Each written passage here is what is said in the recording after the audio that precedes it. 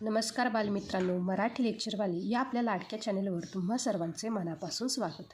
तर विद्यार्थी मित्रांनो, मला सांगा, आपण आपल्या डोळ्यांनी संपूर्ण जग पाहू शकतो का? बरोबर. पण जर मी तुम्हाला सांगितले की तुमच्या आजूबाजूला अगदी या क्षणी तुमच्या हातावर, हवेत आणि तुम्ही खात असलेल्या अन्नावर एक असे जग अस्तित्वात आहे जे डोळ्यांना कधीच दिसत नाही. हो, आज आपण कोणत्याही सायन्स फिक्शन सिनेमापेक्षाही रंजक अशा सूक्ष्मजीवसृष्टीच्या म्हणजेच काय वर्ल्ड्स ऑफ मायक्रो ऑर्गॅनिझम सफरीवर जाणार आहोत. आज आपण जाणून घेणार आहोत की आपल्या अवतीभोवती असणारे जीवाणू, विषाणू आणि कवक नक्की काय असतात. यातले आपले मित्र कोण आणि शत्रू कोण?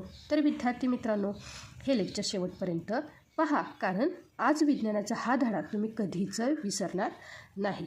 तर सुरुवात करूया की सूक्ष्मजीवांपासून. तर विद्यार्थी मित्रांनो, आता सूक्ष्मजीव म्हणजे काय? तर सूक्ष्मजीव म्हणजे जे सजीव पाहण्यासाठी आपल्याला सूक्ष्मदर्शकाची, ज्याला आपण काय म्हणतो बघा, मायक्रोस्कोपची गरज भासते, त्याला आपण सूक्ष्मजीव असे म्हणायचं. लक्षात आलं का? काय सांगितलं बघा, सूक्ष्मजीव कशाला म्हणायचं? जे सजीव पाहण्यासाठी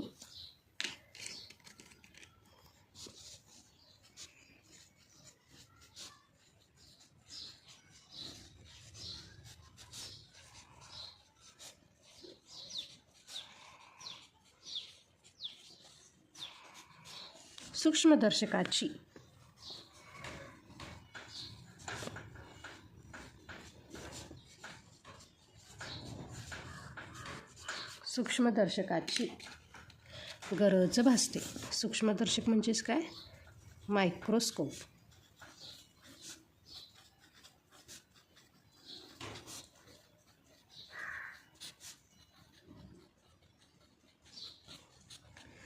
त्यांना सूक्ष्मजीव म्हणतात. त्यांना सूक्ष्मजीव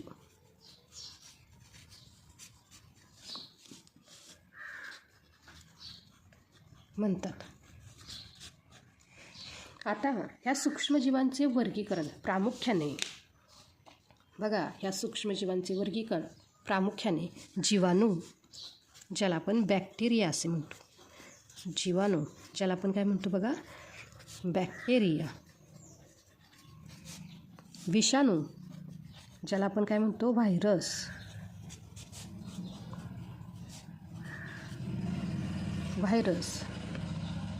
कवक, ज्याला आपण फंगाय.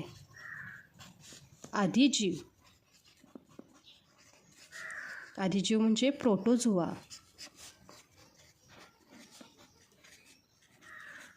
आणि शेवाळ.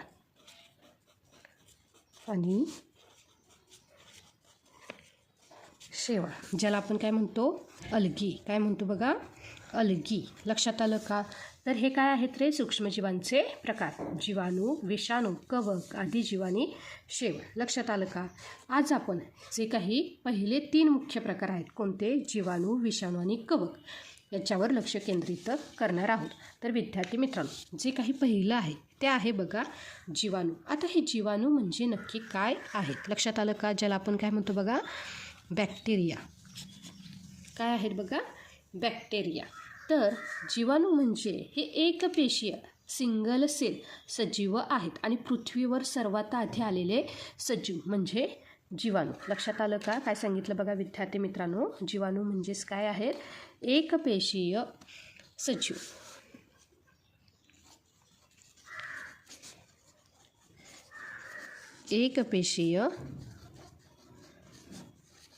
सजीव. ज्याला आपण काय म्हणतो बघा, सिंगल सेल. काय म्हणायचं? Single cell. त्यासोबतच हे काय आहेत रे? पृथ्वीवर सर्वात आधी आलेले सजीव. पृथ्वीवर सर्वात आधी आलेले सजीव.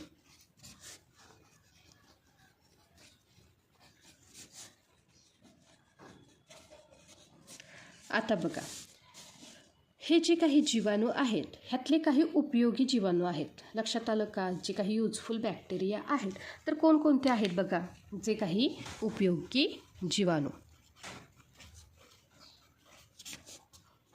ज्याला आपण काय म्हणतो बघा, युजफुल बॅक्टेरिया.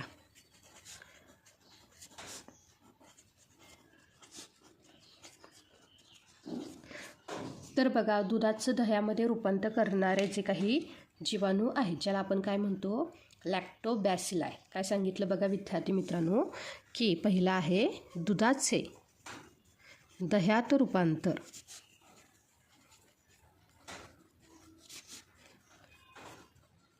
करणारे जीवाणू, ज्याला आपण काय म्हणतो बघा, लॅक्टोबॅसिलाई.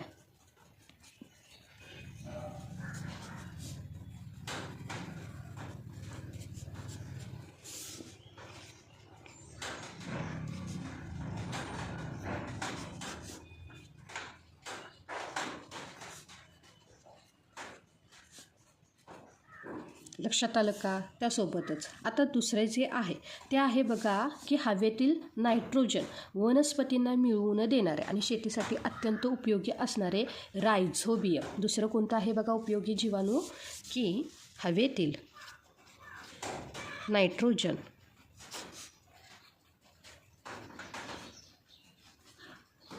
वनस्पतींना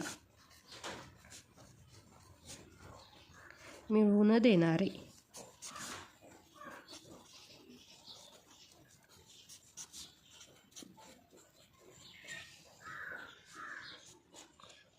शेतीसाठी अत्यंत उपयोगी, शेतीसाठी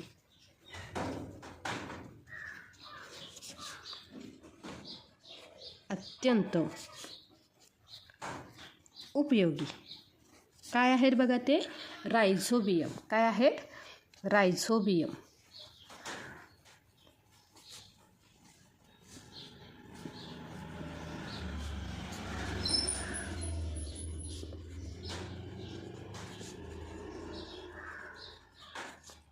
त्यासोबतच विद्यार्थी मित्रांनो, आता जे काही आपल्या पोटात अन्न पचवायला मदत करणारे कोट्यावधी चांगले जीवाणू असतात. लक्षात आलं का? म्हणजेच काय आहेत बघा, पचनसंस्थेतील जीवाणू. तिसरं काय आहेत बघा, पचनसंस्थेतील जीवाणू. हे काय आहेत बघा, उपयोगी जीवाणू. लक्षात आलं का? तसेच जे काही उपद्रवी किंवा हानिकारक जीवाणू म्हणजे जे आपल्याला अपाय करतात, हे कोणते आहेत बघा, तर उपद्रवी किंवा हानिकारक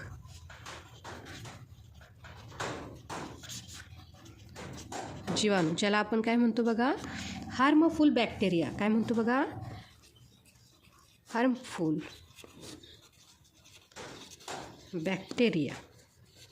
तर बघा, जे काही अन्न खराब करणारे जीवाणू काय आहे बघा, पहिला अन्न खराब करणारे जीवाणू.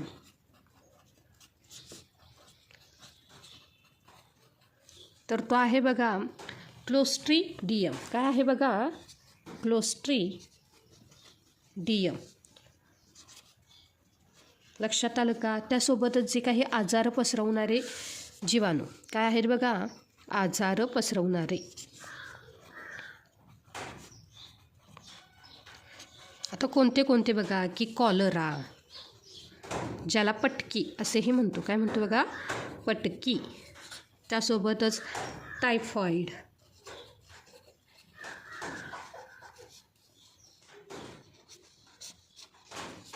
क्षयरोग. काय आहे बघा, क्षयरोग, ज्याला आपण काय म्हणतो, TB. हे आजार कशामुळे होतात रे, जीवाणूमुळे. म्हणजे जसे काही उपयोगी जीवाणू आहेत तसेच काय आहेत बघा, उपद्रवी जीवाणू. तर आता जो काही इम्पॉर्टंट पॉईंट तर तो आहे बघा, की हे जीवाणू मारण्यासाठी आपण अँटीबायोटिक्स म्हणजेच जैवके वापरतो. लक्षात आलं का? काय सांगितलं बघा, जीवाणूंना मारण्यासाठी आपण अँटीबायोटिक्स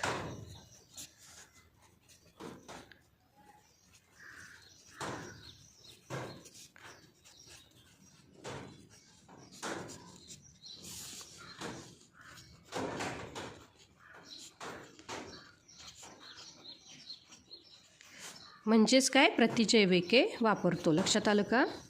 म्हणजेच प्रतिजैवके वापरतो.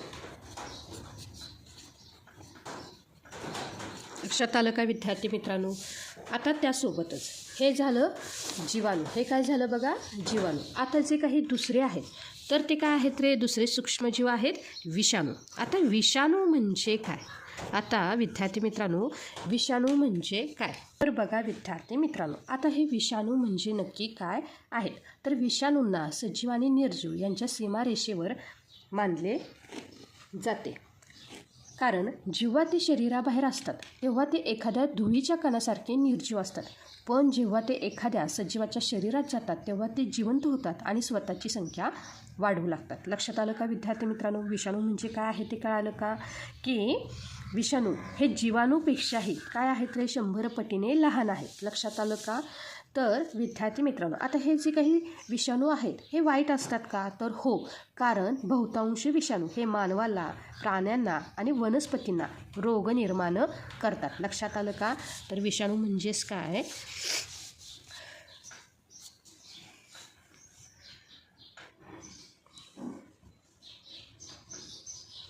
जेव्हा ते काय आहे बघा?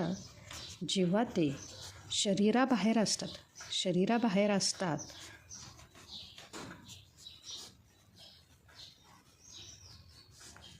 तेव्हा ते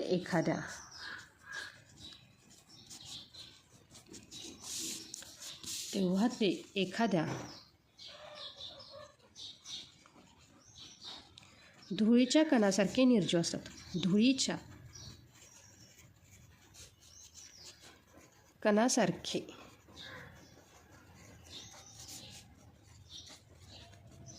निर्जीव असतात. पण जेव्हा ते एखाद्या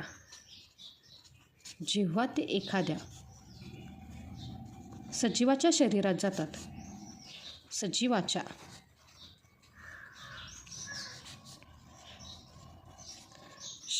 जातात, तेव्हा ते जिवंत होतात.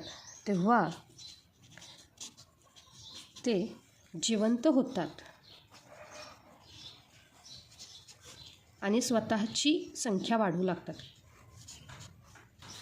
आणि स्वतःची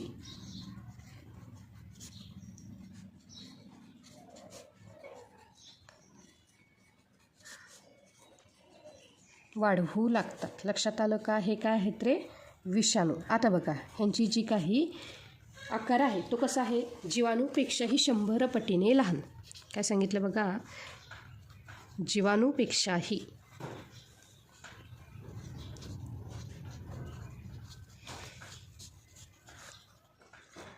100 पटीने लहान असतात. लक्षात आलं का? 100 पटीने लहान असतात. आणि हे काय करतात रे? तर हे विषाणू मानवाला, प्राण्यांना आणि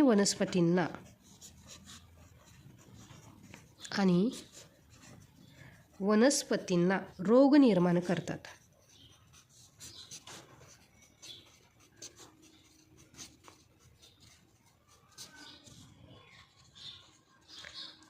आता ह्याची काय काय उदाहरणे आहेत? तर बघा की जो काही सर्दी खोकला निर्माण करणारा जो काही विषाणू आहे तो काय आहे बघा? इन्फ्लुएन्झा. काय आहे बघा? ह्याची जी काही उदाहरणे आहेत तर तो काय आहे बघा? सर्दी खोकला निर्माण करणारा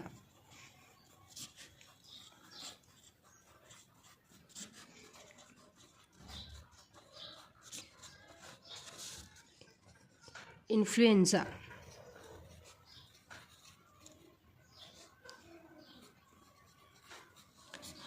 त्यासोबतच आपण सर्वांनी जो काही अनुभवलेला कोरोना विषाणू. लक्षात आलं का? काय आहे बघा? आपण सर्वांनी अनुभवलेला काय आहे हा? कोरोना विषाणू, ज्याला आपण काय म्हणतो बघा? कोविड-19.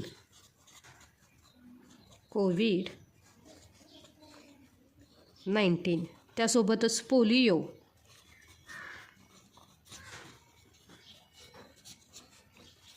आणि HIV म्हणजे ज्याला आपण काय म्हणतो बघा? एड्स. HIV व्ही, ज्याला आपण काय म्हणतो बघा, एड्स. त्यासोबतच जो काही वनस्पतींमध्ये होणारा टोबॅको मोझॅक व्हायरस, लक्षात आलं का, वनस्पतीमध्ये होणारा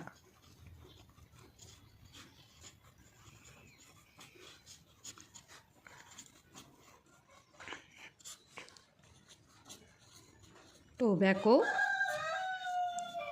मोझॅक व्हायरस. लक्षात आलं का विद्यार्थी मित्रांनो. आता बघा, हे जे काही विषाणू आहेत, ह्या विषाणूवर जसे आपण काय करतो रे की जीवाणूंना मारण्यासाठी अँटीबायोटिक्स घेतो, तसे विषाणूंवर अँटीबायोटिक्स काम करत नाहीत. तर यासाठी आपल्याला करावं लागतं लसीकरण. काय करावं लागतं, लसीकरण, ज्याला आपण काय म्हणतो, वॅक्सिनेशन. लक्षात आलं का विद्यार्थी मित्रांनो. हाच एकमेव उपाय आहे विषाणूंवर. लक्षात आलं का, वॅक्सिनेशन.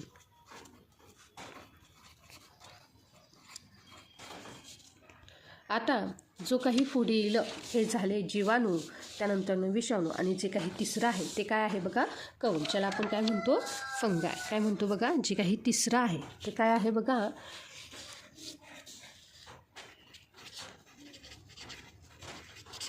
कवक. आता बघा, कवक म्हणजे नक्की काय आहे, तर हे हरितद्रव्य नसलेले म्हणजे नॉन ग्रीन आणि परपोषी सजीव आहेत. आणि सोप्या भाषेत सांगायचं तर आपण जिला बुरशी म्हणतो ती म्हणजे कवक. लक्षात आलं का. काय सांगितलं बघा विद्यार्थी मित्रांनो, की हे हरितद्रव्य, हे हरितद्रव्य नसलेले नॉन ग्रीन, हरितद्रव्य नसलेले म्हणजे नॉन ग्रीन आणि परपोषी सजीव आहेत. आणि परपोषी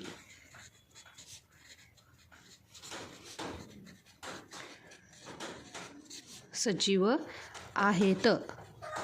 लक्षात आलं का. आणि सोप्या भाषेत सांगायचं तर काय आहे, जिला आपण बुरशी म्हणतो, जिला आपण बुरशी म्हणतो ती काय आहे, कवक.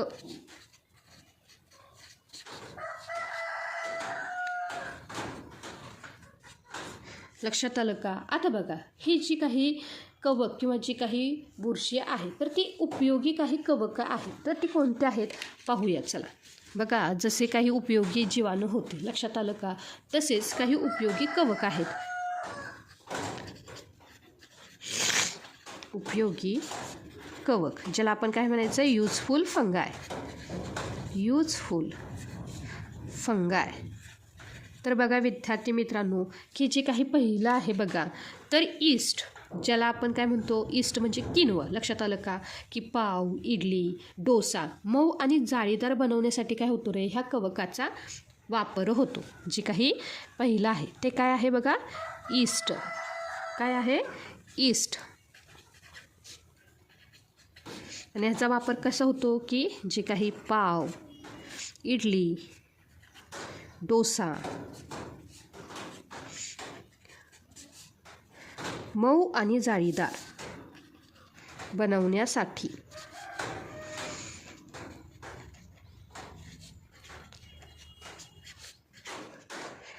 ह्या कवकाचा वापर होतो. त्यासोबतच विद्यार्थी मित्रांनो, आता जे काही दुसरं उदाहरण आहे बघा, तर पेनिसिलियम या कवकापासून म्हणजे पहिले अँटीबायोटिक बनवले गेले. लक्षात आलं का. आणि ज्याने काय होते रे, लाखो लोकांचे प्राण वाचले. जे काही दुसरं कवक आहे ते काय आहे बघा, पेनिसिलियम.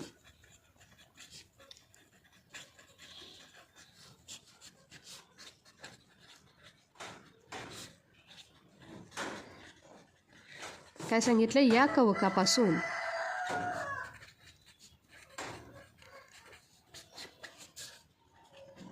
पेनिसिलिन हे जगातील पहिले अँटीबायोटिक बनवले गेले.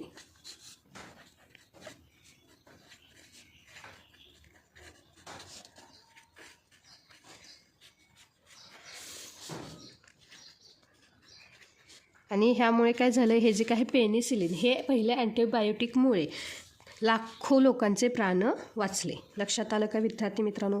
त्यासोबतच आता जे काही तिसरं उदाहरण आहे, जे काही उपयोगी कवक आहे, की काही म्हणजे जे काही भूछत्र किंवा ज्याला आपण काय म्हणतो रे, मशरूम. लक्षात आलं का? हे कशाचं उदाहरण आहे? उपयोगी कवकाचं. की काही मशरूम आपण भाजी म्हणून खातो, कारण त्यामध्ये काय असतात रे, भरपूर प्रथिने, प्रोटीन असतात. लक्षात आलं का? मशरूम ज्याला आपण काय म्हणतो बघा, भूछत्र. हे काय आहेत? उपयोगी कवक. लक्षात आलं का? त्यासोबतच जसे उपयोगी कवक आहेत तसेच काही उपद्रवी कवक काय आहेत बघा, काही उपद्रवी कवक आहेत. कोणती आहेत ती? चला पाहूया. उपद्रवी कवक ज्याला आपण काय म्हणायचं आहे, हार्मफुल फंगाय.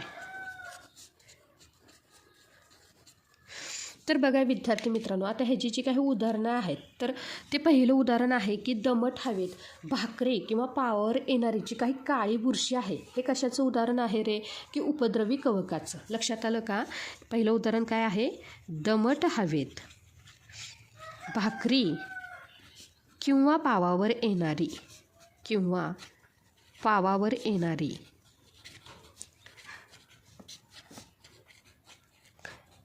काळी पांढरी बुरशी.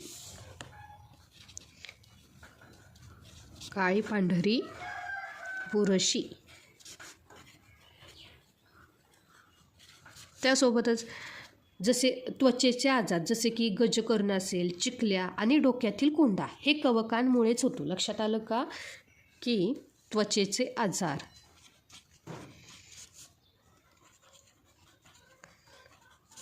काय आहेत बघा, गजकर्ण ज्याला आपण काय म्हणतो, रिंगवॉर्म, चिखल्या आणि डोक्यातील कोंडा.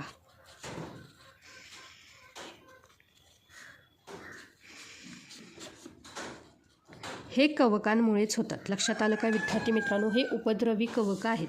त्यासोबतच बघा जे काही तिसरं उदाहरण आहे, की जे काही कपडे असतील, चामड्याच्या वस्तू म्हणजे बूट असेल, बेल्ट आहेत, हे बुरशीमुळे खराब होतात. लक्षात आलं का? की जे काही कपडे किंवा चामड्याच्या वस्तू.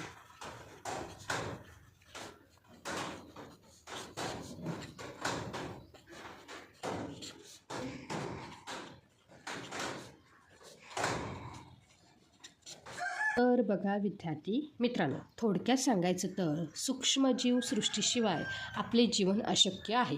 दही बनवण्यापासून ते कचरा कुजवून पृथ्वी स्वच्छ ठेवण्यापर्यंत सूक्ष्मजीव आपल्याला मदत करतात. पण जर आपण स्वच्छता ठेवली नाही तर हेच सूक्ष्मजीव आपल्याला आजारी पाडू शकतात. त्यामुळे विद्यार्थी मित्रांनो, स्वच्छता राखा, हात धुवा आणि निरोगी राहा. तर बालमित्रांनो, आज आपण डोळ्यांना न दिसणाऱ्या एका विशाल आणि रंजक दुनियेची सफर केली. काय होते बघा, जे काही जीवाणू, विषाणू आणि कवक याबद्दलची ही माहिती तुम्हाला कशी वाटली हे मला कमेंट करून नक्की सांगा. आता तुमच्यासाठी आजचा एक छोटासा गृहपाठ. तुमच्या स्वयंपाकगृहातील हे जे काही ईस्टचा वापर करून बनवला जाणारा कोणताही एक अन्नपदार्थ शोधा आणि त्याचे नाव कमेंट बॉक्समध्ये नक्की लिहा. जर आजचा हा व्हिडिओ तुम्हाला आवडला असेल तर व्हिडिओला लाईक करा, तुमच्या वर्गमित्रांसोबत शेअर करा आणि विज्ञानाचे असेच सोपे धडे शिकण्यासाठी आपल्या मराठी लेक्चरवाली चॅनेलला नक्की सबस्क्राईब करा. पुन्हा भेटूया अशाच एका नवीन आणि रंजक विषयासह. तोपर्यंत अभ्यास करत राहा आणि आनंदी राहा. धन्यवाद.